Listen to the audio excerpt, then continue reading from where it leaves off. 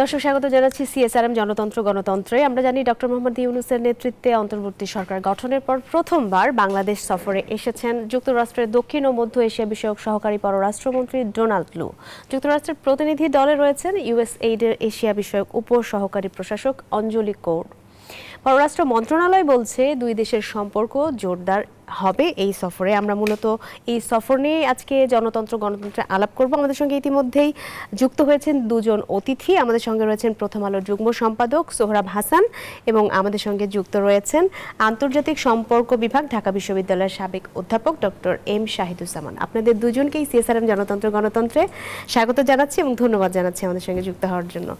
আমরা মূলত ডোনাল্ড লুর ঢাকা আগমন এবং 2 দিনের তার যে শিডিউল সেটি নিয়ে আলাপ করতে চাই। তো প্রথমেই সোহরাব হাসান আপনার কাছে আসতে চাই, এবার কি নিয়ে আসছেন ডোনাল্ড লু? এটা আসলে আমরা সবাই অধীর আগ্রহ নিয়ে বসে আছি জানার জন্য। আপনার কি মনে হয়? ধন্যবাদ শাহাদুজ্জামান ভাইকে, শুভেচ্ছা। মানে অনেক সফর শুরু হওয়ার আগে বেশ আলোচনা হয়, আর অনেক সফর শুরু হওয়ার আর শেষ হওয়ার পরে আলোচনা হয়। তো এটি এমন একটি সফর যে সফর শুরুর আগেই মানে নানাভাবে নানা দিক থেকে আলোচনা দেশের ভিতরে বাইরে। আর সেটা একটা কারণ যে সরকার পরিবর্তনের পর যুক্তরাষ্ট্রের প্রতিনিধিদের এই প্রথম সফর। আবার তারা এসেছেন ভারত হয়ে মানে দিল্লিতে তাদের সফর ছিল, সেই সফর শেষ করে। তো বেশ জনমনে তো একটা কৌতূহল আছেই স্বাভাবিকভাবে যে এই সফর বাংলাদেশ যুক্তরাষ্ট্র সম্পর্ক যে খুব খারাপ আগে ছিল তা নয়, পরিবর্তিত পরিস্থিতিতে এটা আরও কত ভালো হয়। আমাদের অর্থনৈতিক সম্পর্ক আছে, বাণিজ্যিক সম্পর্ক, বিনিয়োগ সম্পর্ক, কৌশলগত সম্পর্ক, তো অনেকগুলো বিষয়। আর নতুন সরকার আসছে এবং যেক্ষেত্রে বাংলাদেশের পক্ষ থেকে যে চাওয়া ব্যবসায়ীদের এবং অন্যদের জিএসপি সুবিধা সহ আমাদের ব্যবসা বাণিজ্য যাতে বাড়ে। আর একটি আছে যে ভূ রাজনৈতিক যে সমস্যা বা ভূ রাজনীতি যে তার টানাপোড়েনে আমরা ক্ষতিগ্রস্ত না হই, এটি সবসময় আমাদের চাওয়া থাকবে। কারণ একদিকে ভারত আর একদিকে চীন। আবার ভারত চীন তাদের অভিন্ন প্রতিপক্ষ বলা হয় চীনকে, কিন্তু আমরা সবার সাথেই বন্ধুত্ব চাই আমাদের জাতীয় স্বার্থের নিরিখে, স্বার্থ সুরক্ষায়। আর সেক্ষেত্রে একটি সফরে অনেক কিছু আসবে, অনেক কিছুই অর্জিত হবে তা নয়, তবে যাত্রাটা শুভ হোক। এবং অন্তর্বর্তী সরকারের প্রধান ডক্টর মোহাম্মদ ইউনূসের প্রতি মার্কিন যুক্তরাষ্ট্রের নীতি নির্ধারকদের আস্থা আছে এবং এক ধরনের সে কারণে আমাদের প্রত্যাশাটা হয়তো বেশি। তবে আমরা যেটা চাই, এবং এর আগেই সংবাদ মাধ্যমে এসেছে যে যুক্তরাষ্ট্র দিল্লিকে এই বার্তা দিতে চেয়েছে যে বাংলাদেশকে যাতে বিরক্ত না করে, বাংলাদেশের যাতে কোনো ক্ষতি হয় অথবা এখানকার দ্বিপক্ষীয় সম্পর্কে কোনো টানাপোড়েন না হয়। অর্থাৎ যুক্তরাষ্ট্রের সম্পর্কটা শুধু দ্বিপক্ষীয় না, বলা যায় ত্রিপক্ষীয়। আর যদি আমরা চীনকে বলি তাহলে ত্রিপক্ষীয়, চতুর্পক্ষীয়। এখন এর মধ্যে আমাদের কূটনৈতিক সফলতা, কূটনৈতিক সক্ষমতা এবং কৌশলগত অবস্থান থেকে আমরা কি সুবিধাটা নিতে পারি সেটি হিসেব নিকেশ করার বিষয়। পররাষ্ট্র মন্ত্রণালয়ের পক্ষ থেকে তো একটা আশাবাদ ব্যক্ত করা হয়েছে, আমরা আশা করি সেদিকেই যাবে। ধন্যবাদ আপনাকে। ডক্টর এম শাহিদুজ্জামান, আপনার কাছে এবার আসতে চাই। নয়াদিল্লি থেকে ঢাকা এবং ঢাকায় যে সফরে এসে প্রথমেই বসবেন ডোনাল্ড লু, আমাদের যিনি অন্তর্বর্তীকালীন প্রধান উপদেষ্টা ডক্টর মোহাম্মদ ইউনূস সহ বেশ কয়েকজনের সাথে তিনি বসবেন। তো সেক্ষেত্রে এই যে নয়াদিল্লি থেকে ঢাকা, এটার তাৎপর্য কি? ধন্যবাদ। এটা সবাই এটাকে খুব একটু রহস্যজনক চোখে দেখে যে ডোনাল্ড লু, এর আগেও আমরা দেখেছি যে এই সরকার আসার আগে যখন ইলেকশন হলো, ইলেকশনের আগে প্রায় প্রত্যেকটা সফরেই ডোনাল্ড লু যখন সাবকন্টিনেন্টে আসে, দিল্লি হয়ে আসাটাকে সবসময় দেখা হতো যে দিল্লি থেকে তাকে ব্রিফ করা হয় এবং তাকে যা শেখানো হয় বোঝানো হয় ভারতের চোখে বাংলাদেশকে দেখবে আমেরিকা, ডোনাল্ড লুও তাই। এরকম একটা চিন্তাধারা আগে থেকেই হয়ে এসেছিল। এখনও যে সেটা চলে গিয়েছে, মুছে গিয়েছে তা কিন্তু নয়। তবে এখন আমার মনে হয় আমেরিকান ফরেন পলিসি এখন অনেক বেশি ওয়েল এডুকেটেড, যে ইন্ডিয়ান পারসেপশনসগুলো যে কত ডিসেপটিভ, অর্থাৎ সেখানে যে কত মিথ্যাচার থাকে এবং সেখানে যে কতখানি প্রোপাগ্যান্ডা বা একটা স্বার্থভিত্তিক ইন্টারপ্রিটেশন, বাস্তবতার প্রেক্ষাপট গড়ে তোলা, এটাই যে ভারতীয়রা কতখানি পটু সেটা এখন মার্কিন যুক্তরাষ্ট্রের পররাষ্ট্রনীতি নির্ধারকরা ভালো করেই বুঝতে পারছে। আর দিল্লি হয়ে আসা এখনকার বাস্তবতায় আমি বলবো যে এটা একটা SOP বা স্ট্যান্ডার্ড অপারেটিং প্রসিডিওর, মানে এই দেশে প্রথমে থামবে তারপরে ওই দেশে যাবে। এমনও হতে পারতো যে ঢাকা হয়ে ডোনাল্ড লু শ্রীলঙ্কায় যেতে পারতো কিংবা কাঠমান্ডুতে যেতে পারতো। এটা একটা সাজানো। তবে হ্যাঁ, এটা সত্যি কথা যে দিল্লি হয়ে আসার অর্থ হচ্ছে যে ভারতকে সর্বাধিক গুরুত্ব দিচ্ছে, কারণ এখানে ভারত হচ্ছে আঞ্চলিক শক্তি। এবং বাংলাদেশে যা ঘটে গিয়েছে গত এক মাস খানেকের মধ্যে, সেটা ভারতীয়রা কিভাবে দেখছে তার দেখাটা মার্কিন যুক্তরাষ্ট্রের এই ডেলিগেটসদের জন্য গুরুত্বপূর্ণ। বলা বাহুল্য যে ডোনাল্ড লু কিন্তু শুনবে ভারতীয় প্রেক্ষাপট। আমি জানি না ভারতীয় পররাষ্ট্রমন্ত্রীর সাথে তার সাক্ষাৎ হয়েছে কি না, তবে ভারতীয় পররাষ্ট্র মন্ত্রণালয় নিশ্চয়ই পুরা বিষয়টাকে, বাংলাদেশের বাস্তবতাকে একটা নেতিবাচক চোখে তুলে ধরবে, এটাই স্বাভাবিক। তাদের জাতীয় স্বার্থ হচ্ছে যে তারা বাংলাদেশের এই বর্তমান সরকারকে অনেকাংশে বাস্তবিক ক্ষেত্রে প্রত্যাখ্যান করছে। যদিও তারা ভালো সম্পর্ক রাখার কথা বলছে, কিন্তু কার্যকর ক্ষেত্রে আমরা দেখছি যে পররাষ্ট্রনীতির সম্পর্কগুলো কিন্তু খুবই দ্রুত অবনতিশীল এবং তারা অনেক কিছু তারা উইথড্র করে নিয়েছে, বাংলাদেশও অনেক কিছু থেকে পিছিয়ে গিয়েছে। এবং এই বাস্তবতাকে ভারতীয় মিডিয়া খুবই নেগেটিভলি দেখেছে।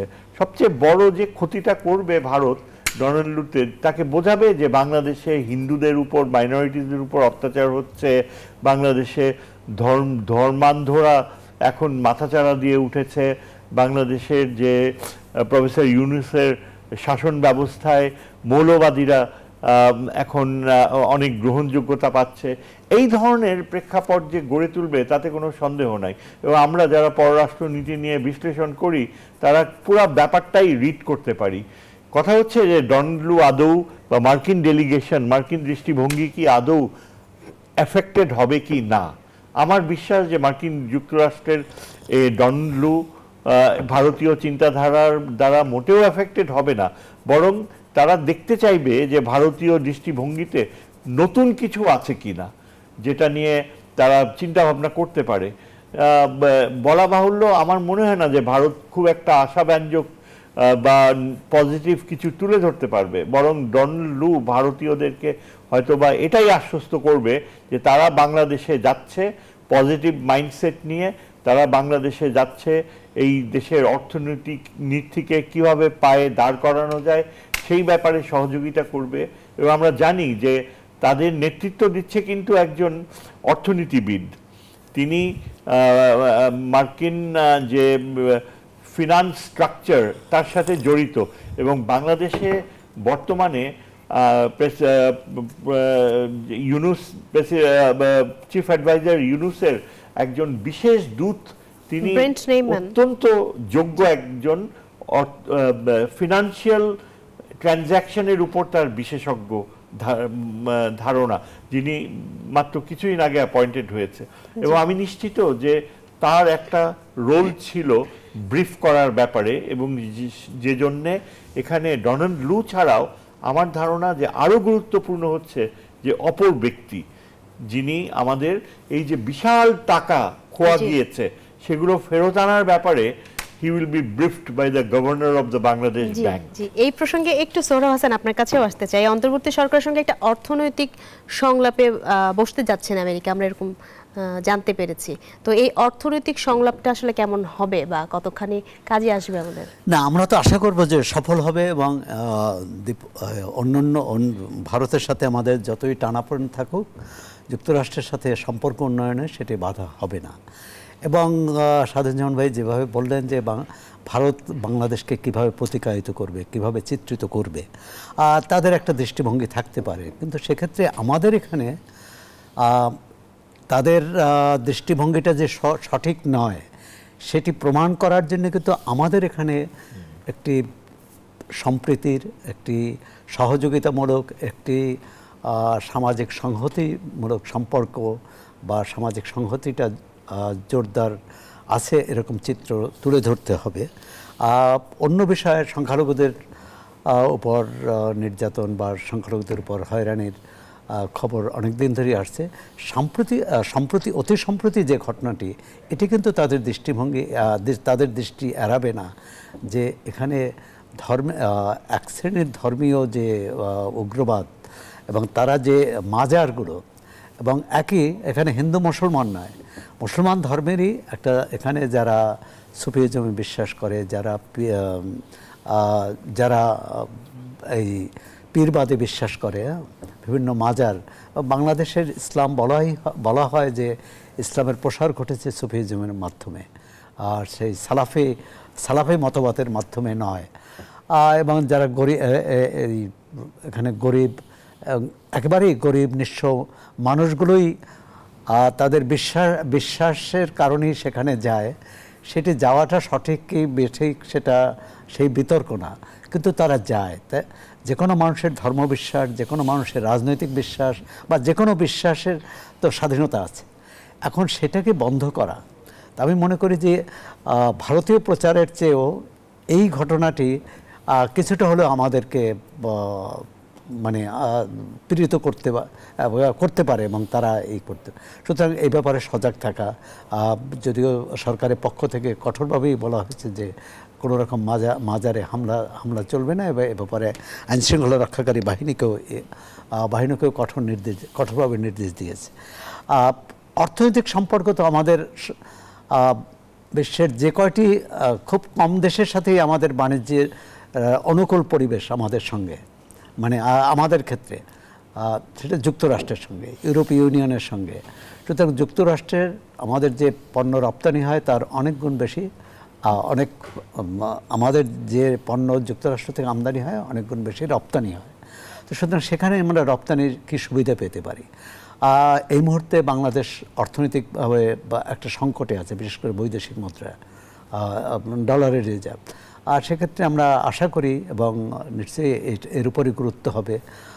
সব মিলিয়ে আমরা একটা ইতিবাচক অর্থনৈতিক সংলাপ আশা করছি। আমরা একটা বিরতি নিচ্ছি, বিরতির পরে আমরা আরো আশা করি আমরা ইতিবাচক ফল পাবো। আমরা ইতিবাচক ফল পাওয়ার আশাই করছি। দর্শক, সিএসআরএম জনতন্ত্র গণতন্ত্রে একটি বিরতি নিচ্ছি, আশা করছি সাথেই থাকবেন। দর্শক, বিরতির পরে আবারও স্বাগত জানাচ্ছি সিএসআরএম জনতন্ত্র গণতন্ত্রে। আমরা মূলত আলাপ করছিলাম আজকের বিষয়ে, দিল্লি থেকে ঢাকা আসলেন ডোনাল্ড লু এবং তার ঢাকা আগমন কেন্দ্রিক আলাপ আসলে আমরা করছিলাম। আমরা বলছিলাম যে অন্তর্বর্তী সরকারের সঙ্গে অর্থনৈতিক সংলাপে বসতে যাচ্ছেন। তো আমি যদি আবারও স্যার আপনার কাছে আসি, তো এখানে দুইটি বিষয়, অর্থ এবং বাণিজ্য উপদেষ্টা সালাউদ্দিন আহমেদের সঙ্গেও সৌজন্য সাক্ষাৎ করার কথা রয়েছেন ডোনাল্ড লু এবং প্রতিনিধি দলের, এবং একই সাথে বাংলাদেশ ব্যাংকের গভর্নর আহসান এইচ মনসুরের সঙ্গেও বৈঠক করার কথা রয়েছে। আপনি বলেছিলেন যে অর্থনীতির বিষয়টা এবার জোর পাবে। তো সেক্ষেত্রে আমাদের দিক থেকে আসলে কৌশলগত জায়গাটায় বা অবস্থানটায় কি হওয়া উচিত? হ্যাঁ, এটা যেটা আমি বলেছি সেটাকে আরো যদি একটু এক্সপ্যান্ড করে বলি, যে অর্থনৈতিক বিষয়ে ভারত কিন্তু তার মিডিয়ার মাধ্যমে একটা অত্যন্ত মানে নেগেটিভ একটা পিকচার তুলে ধরছে যে আমাদের ইকোনমি নাকি ব্যাংক্রাফট, তারপর যে রিজার্ভস একেবারে পড়ে গিয়েছে। এটা আমার কাছে মনে হয় যেন মার্কিনিরা এটাকে আরও অনেক কনস্ট্রাকটিভ দৃষ্টিতে দেখে। বাংলাদেশ ব্যাংকের গভর্নর, তার বিশাল অভিজ্ঞতা ছিল ওয়ার্ল্ড ব্যাংকে এবং তার যথেষ্ট যোগ্যতা ও কনফিডেন্স রয়েছে, এবং মার্কিনিরা আমার মনে হয় যে মার্কিন ডেলিগেশন তারা এক আই টু আই দেখতে পাচ্ছে যে বাংলাদেশের কতখানি প্রয়োজন মেটাতে কতখানি লাগবে কি লাগবে না। একটা ব্যাপার হচ্ছে যে আমার যেটা মনে হয় যে বিষয়টা সামনে আসছে না সেটা হচ্ছে নিরাপত্তার সহযোগিতার ধারণাটা। এটা আমি যদি একটুখানি এক্সপ্যান্ড করি, অর্থনীতির দিক থেকেও তো নিরাপত্তা ধারণা সেটাও অর্থনীতির সাথে জড়িত। মার্কিন যুক্তরাষ্ট্রের ডোনাল্ড লুর যে উপযোগিতা সেটা হচ্ছে যে তারা দেখতে চাইবে যে বাংলাদেশের পররাষ্ট্র নীতিতে কোনো গুণগত শিফট হচ্ছে কিনা। যেমন ধরেন আগে যেই পলিসিটা ছিল সেটা হচ্ছে অনেকাংশেই আমরা পররাষ্ট্রনীতি বিশ্লেষকরা বলি যে অ্যাপিজমেন্ট, মানে অনেকটা কোনো কিছুতে সরাসরি অ্যাক্টিভিস্ট ফরেন পলিসিতে না যাওয়া, মানে ইনিশিয়েটিভ না নেওয়া, বরং রিঅ্যাক্টিভ ফরেন পলিসি যাকে বলে। নিরাপত্তার ক্ষেত্রে দেখেন যেটা হচ্ছে যে মায়ানমারের প্রশ্নটা আসবে, কারণ আমেরিকার জন্য বার্মা অ্যাক্ট রয়েছে। তারা গত সরকারের সাথে কোনোভাবেই কোনো কার্যকর ব্রেকথ্রু করতে পারেনি যে মায়ানমারে রোহিঙ্গাদের ফেরত পাঠানোর ব্যাপারে মার্কিনিরা যে বার্মা অ্যাক্ট প্রয়োগ করার কথা চিন্তা করেছিল সেটাই হবে এখন টেস্ট কেস, যে এই বর্তমানে যে এই কেয়ারটেকার গভর্নমেন্ট বা ইন্টারিম গভর্নমেন্ট, এখানে পররাষ্ট্র অ্যাডভাইজারের হাতেই কি ব্যাপক দায়িত্ব পড়েছে, সেই কি পররাষ্ট্র নীতির ব্যাখ্যা দেবে নাকি একটা জাতীয় চিন্তাধারাকে প্রাধান্য দেবে। আমার কথা হচ্ছে যে মার্কিন যুক্তরাষ্ট্র হয়তো দেখতে চাইবে যে রোহিঙ্গাদের ফেরত পাঠানো কিংবা মায়ানমারে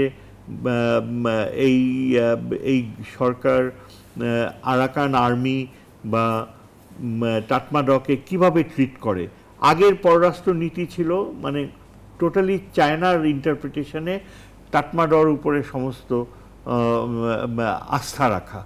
এখন মার্কিনিরা যেটা আমার মনে হয় রাজনৈতিকভাবে চিন্তা করবে, এবং এটা অর্থনীতির সাথেও জড়িত, যে ওয়েদার আমাদের পররাষ্ট্র মন্ত্রী কি এই অন্যভাবে মানে আরাকানে বল প্রয়োগ করার চিন্তা বা চাপ দেওয়ার চিন্তা বা মার্কিনীদের যে বঙ্গোপসাগরে উপস্থিতি বা এই যে ইন্দো প্যাসিফিক স্ট্র্যাটেজিটাকে আরও দ্বিপাক্ষিক ক্ষেত্রে প্রয়োগ করার কোনো নতুন চিন্তা বাংলাদেশ করছে কিনা।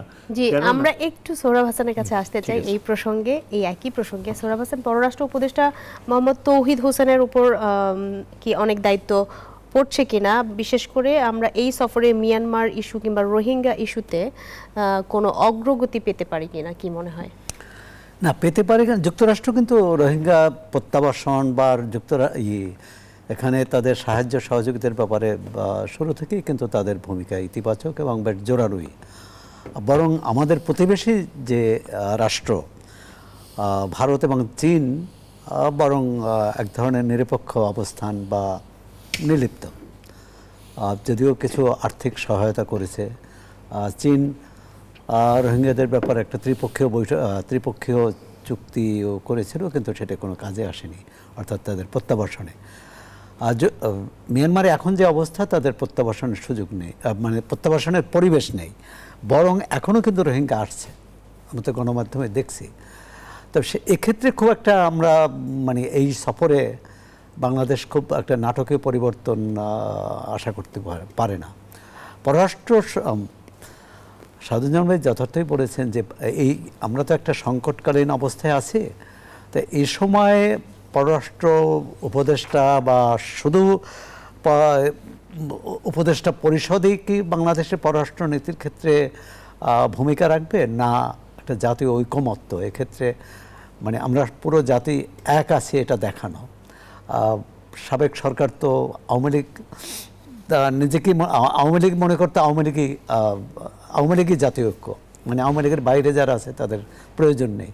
সুতরাং এই সরকারের একটা বড় দায়িত্ব যে সবাইকে নিয়ে চলা, সবার পরামর্শ নেওয়া। সেক্ষেত্রে একাডেমিশিয়ান, সাবেক কূটনীতিক, বর্তমান কূটনীতিক, শিক্ষক, শিক্ষাবিদ, এদের সাথে পরামর্শ নেওয়া প্রয়োজন বলে মনে করি। অর্থনৈতিক ক্ষেত্রে যেটি বলছিলেন, আমরা তাৎক্ষণিক সুবিধা না পেলেও যে অর্থ পাচার হয়েছে সেক্ষেত্রে যুক্তরাষ্ট্র সেই পাচার হওয়া অর্থ ফেরতের ব্যাপারে একটা ভূমিকা রাখতে পারে। অর্থাৎ যেসব বাংলাদেশের যেসব নাগরিক তাদের দেশে অন্তত, অন্য দেশে না হলেও যুক্তরাষ্ট্রে যারা যে সম্পদ করেছে সেটা তারা ফ্রিজ করতে পারে, মানে আটকে দিতে পারে। কারণ আটকে দিলে যে এটি নিয়ে, এবং সেক্ষেত্রে আবার বাংলাদেশের পক্ষ থেকে অভিযোগ করতে হবে তথ্য প্রমাণ সহ। তা কাজটি বেশ জটিল। তা শুরু হোক আমাদের অর্থনীতির ভালোর জন্য। আবার এই মুহূর্তে যে আমাদের প্রয়োজন সেটি যাতে যুক্তরাষ্ট্রকে বোঝানো যে অর্থনৈতিক সহায়তা প্রয়োজন, বাণিজ্যিক সহায়তা প্রয়োজন। একই সঙ্গে রোহিঙ্গাদের ব্যাপারে আমরা তাদের সমর্থন চাই। এবার কি কার্যত এক স্টেপও আমরা মানে এগোনোর দিকে যাব কিনা? না, এগোনোর দিকে তো যাবই। এই বৈঠক এবং একটা পরিবর্তিত পরিস্থিতিতে যেহেতু এবার একটু মানুষের আশাটা একটু বেশি মনে হয়। হ্যাঁ, বলতে পারেন বাংলাদেশের পক্ষ থেকে তো আশাটা বেশি থাকাই স্বাভাবিক। এবং এক্ষেত্রে বাংলাদেশ চাইবে স্বাভাবিকভাবে যে ভারত যাতে বাংলাদেশের ব্যাপারে বৈরী মনোভাব পোষণ না করে, সেক্ষেত্রে যুক্তরাষ্ট্র ভূমিকা রাখতে পারে। তবে এটা আমি মনে করি সেটা যুক্তরাষ্ট্র নিজের দিক থেকে করলে সেটা ভালো। বাংলাদেশ যদি এটি আবার অনুরোধ করতে হয়, বাংলাদেশকে যদি এটা যুক্তরাষ্ট্রের কাছে ধর্ণা দিতে হয়, সেটি বাংলাদেশের জন্য সম্মানজনক। যুক্তরাষ্ট্রের কথা কি ভারত রাখবে? না, কারো কথায় রাখবে না। সব পররাষ্ট্র নীতি হয় নিজের জাতীয় স্বার্থের নিরিখে। সেটি সরাসরি স্বার্থটা হচ্ছে অর্থনৈতিক স্বার্থ হতে পারে, ভূ রাজনৈতিক স্বার্থ হতে পারে, অথবা আমাদের কি বলে অভিন্ন প্রতিপক্ষ সেটা হতে পারে। এখন সেক্ষেত্রে চীন একটি বিষয়, যেটি ইন্দো প্যাসিফিক যে সহায়তার কথা আছে, ভূ রাজনৈতিক অনেক সমীকরণই আছে। আমরা বিরতির পরে আরো বিস্তারিত আলাপ করব। দর্শক, CSRM জনতন্ত্র গণতন্ত্রের সময় হলো আরো একটি বিরতির, সাথেই থাকুন। দর্শক, বিরতির পরে আবারও স্বাগত জানাচ্ছি CSRM জনতন্ত্র গণতন্ত্রে। আমরা আলাপ করছিলাম ডোনাল্ড লুর সফর কেন্দ্রিক। এই অংশে আমরা আলাপ করতে চাই এই সফরে আসলে নির্বাচন নিয়ে কিছু থাকছে কিনা। আমরা শুরুতেই সোহরাব হাসান আপনার কাছে আসতে চাই। সবশেষ সফরে যখন ডোনাল্ড লু আসেন ঢাকায়, তখন দেশের দ্বাদশ জাতীয় সংসদ নির্বাচন নিয়ে একটা আলোচনা চলছিল। এইবারও তো সামনে নির্বাচন আলোচনায় আসলে আসছে যে এবারের নির্বাচনটা কেমন হবে, ফ্রি ফেয়ার ইলেকশন চাই সবাই।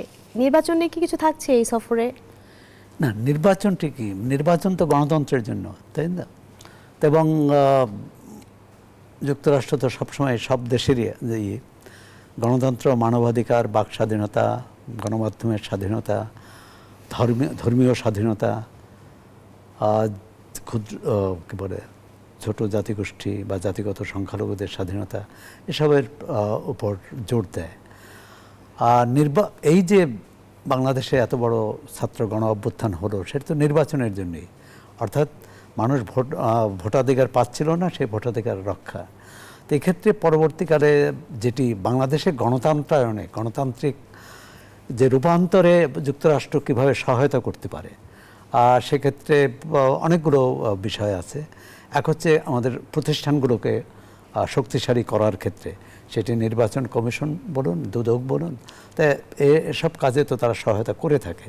এমনকি আইনশৃঙ্খলা রক্ষাকারী বাহিনী, তো তারা র্যাবকে এরকম একটা এরকম একটা দুর্ধর্ষ বাহিনীতে তৈরি করার কাজে সহায়তা না করে যদি যে বাহিনী গণবান্ধব হবে সেই বাহিনীকে সহায়তা করে, সেটা তো দেশের জন্য ভালো হবে। নিশ্চয়ই আলোচনা হবে, কারণ এটা বলাই হচ্ছে অন্তর্বর্তী সরকার। অর্থাৎ অন্তর্বর্তী সরকার কেন? অন্তর্বর্তী সরকার হচ্ছে সামনে নির্বাচনের মাধ্যমে একটি নির্বাচিত সরকার আসবে। তাহলে পুরো এই যে ট্রানজিশন বা রূপান্তরের যে সময়টা, এক্ষেত্রে আমরা কি সহায়তা পেতে পারি তাদের কাছ থেকে, সেটা আমাদেরও বলতে হবে। আবার তারা কি সহায়তা দিতে পারে। তবে বড় সহায়তা হচ্ছে আমাদের এখানে আইনশৃঙ্খলা পরিস্থিতি যাতে স্বাভাবিক থাকে। এই মুহূর্তে যে তৈরি পোশাক শিল্প বা পুরো শিল্পাঞ্চলে যে একটা অসন্তোষ পরিবেশ চলছে, সেটি যাতে না থাকে। অর্থাৎ শ্রমিকদের দাবি দেওয়ার ক্ষেত্রে হয়তো তারা কিন্তু শ্রমিকদের কী বলে শ্রমিক স্বার্থের পক্ষে, অধিকারের পক্ষে। আপনি দেখছেন গত সরকারের আমলেও যে শ্রমিক নেতা, কয়েকজন শ্রমিক নেতা মারা গেছেন, তাদের হত্যার বিচার এবং সুষ্ঠু তদন্তের ব্যাপারে তারা কিন্তু সোচ্চার ছিল। আশা করি এখনও এখানে শিল্পে একটা সুন্দর পরিবেশ প্রতিষ্ঠিত হোক এটা চাই, এবং সেক্ষেত্রে তাদের আমরা অবশ্যই লজিস্টিক সাপোর্ট চাই। কিন্তু তারা কোনো কিছু চাপিয়ে দেবে এটা আশা করি না। জি, ধন্যবাদ আপনাকে। ডক্টর এম শাহিদুজ্জামান, আপনার কাছে আসতে চাই। নির্বাচন কেন্দ্রিক তো একটা আলাপ হবেই, আমরা আজ করতে পারি, তো সেখানে তারা আসলে আমাদের নির্বাচনের বিষয়ে কতখানি ইতিবাচক ভূমিকা রাখতে পারে, কোনো কিছু চাপিয়ে দিতে পারে কিনা, কি মনে হয়? আমার মনে হয় না, আর আমার মোটেও মনে হয় না যে নির্বাচন কেন্দ্রিক আলোচনা করার জন্য যুক্তরাষ্ট্রের ডেলিগেশন এখন আসছে। এসেনশিয়ালি যুক্তরাষ্ট্রের এখন মানে আগ্রহ হবে দেখার জন্য যে বাংলাদেশে এই ইন্টারিম গভর্নমেন্ট কতখানি রিকভারি করতে পারে, কতখানি একটা যৌক্তিক সময়ের ভেতরে তারা বাংলাদেশের অর্থনীতি এবং স্পেশালি যে ড্যামেজ হয়েছে গত 16 বছরে, কনস্টিটিউশন ড্যামেজ হয়েছে, সংবিধান ড্যামেজ হয়েছে এবং সব ইনস্টিটিউশনসগুলো ভেঙে পড়েছে, এগুলো রিকভার করার যে বাস্তব প্রক্রিয়া সেটাই যুক্তরাষ্ট্র আমার মনে হয় বেশি আগ্রহ দেখাবে। যুক্তরাষ্ট্রের পররাষ্ট্রনীতির ক্ষেত্রে এখানে বাংলাদেশের গণতন্ত্রের ব্যাপারে তারা যে অতীতে যা দেখেছে তাতে মোটেও তারা খুব আগ্রহী না যে শীঘ্রই একটা ইলেকশন, বরং ইলেকটোরাল প্রসেসটাকে সময় নিয়ে ঠিকমতো পায়ে দাঁড় করার ব্যাপারটা আমার মনে হয় যুক্তরাষ্ট্র ইকুয়ালি গুরুত্ব দেয়। আর তার পাশাপাশি যুক্তরাষ্ট্রের জন্য আরও গুরুত্বপূর্ণ হচ্ছে যে বাংলাদেশের যে নির্বাচন করতে হলে আপনার একটা দেশের নিরাপত্তা ধারণা বা নিরাপত্তা বাহিনীর যে রোল প্লে করার কথা সেটা একেবারে ভেঙে পড়েছিল। যে সোজা কথায় আরেকটু বুঝিয়ে বলতে গেলে এটা দাঁড়ায় যে আমাদের যে সামরিক বাহিনীর ভিতরে যে ভয়াবহ মানে একটা হয়েছে, তাদের যে কনফিডেন্স লেভেল একদম ধ্বংস হয়ে গেছে, এবং স্পেশালি আমাদের গোয়েন্দা বাহিনীগুলো যে কিভাবে ধ্বংস হয়ে গিয়েছে, যে তারা স্বাধীনভাবে কাজ করতে পারতো না, এবং প্রচুর আমাদের যোগ্য যারা গোয়েন্দা ভিত্তিতে ট্রেনিং তাদেরকে চাকরিচ্যুত করা হয়েছে গত 16 বছরে। মার্কিন যুক্তরাষ্ট্র আমার মনে হয় সেদিকটার দিকে গুরুত্ব দিবে। অবশ্যই আমার মনে হয় মার্কিন যুক্তরাষ্ট্র চাইবে যে আমাদের এই সামরিক বাহিনী, স্পেশালি গোয়েন্দা বাহিনীতে যেন প্রফেশনাল ক্যাপাবিলিটি গড়ে ওঠে। কেননা মায়ানমার প্রশ্ন, রোহিঙ্গা প্রশ্ন এবং মায়ানমারের সাথে যোগাযোগ করা, যেটা মার্কিনী স্বার্থের সাথে ওতপ্রোতভাবে জড়িত, মায়ানমারে গণতন্ত্র ফিরিয়ে আনার ব্যাপারটা বার্মা অ্যাক্টে, সেখানে তারা এটা দেখতে চাইবে যে বাংলাদেশে যে যারা অভিজ্ঞ গোয়েন্দা বাহিনীর কর্মকর্তা তারা অনেকে এখন বসে আছে, they have been thrown out of their jobs, এবং তাদের অনেক প্রফেশনাল কম্পিটেন্স রয়েছে যেটা কোনো কাজে লাগছে না, তাদেরকে কিভাবে পুনর্নিয়োগ করা যায় এবং বাংলাদেশের জি আমাদের সময় একদমই শেষ হয়ে এসেছে, ওটাই করা যেত। মানে সেই অর্থে আমরা বলতে পারি নিরাপত্তা এবং অর্থনীতির বিষয়টা আসলে মূলত গুরুত্ব পাবে। দর্শক, সিএসআরএম জনতন্ত্র গণতন্ত্রে এই ছিল আজকের মতো। আপনাদের দুজনকেই অসংখ্য ধন্যবাদ আমাদের সঙ্গে যুক্ত হওয়ার জন্য, দর্শক আপনাদেরকে অসংখ্য ধন্যবাদ আমাদের সঙ্গে যুক্ত থাকার জন্য।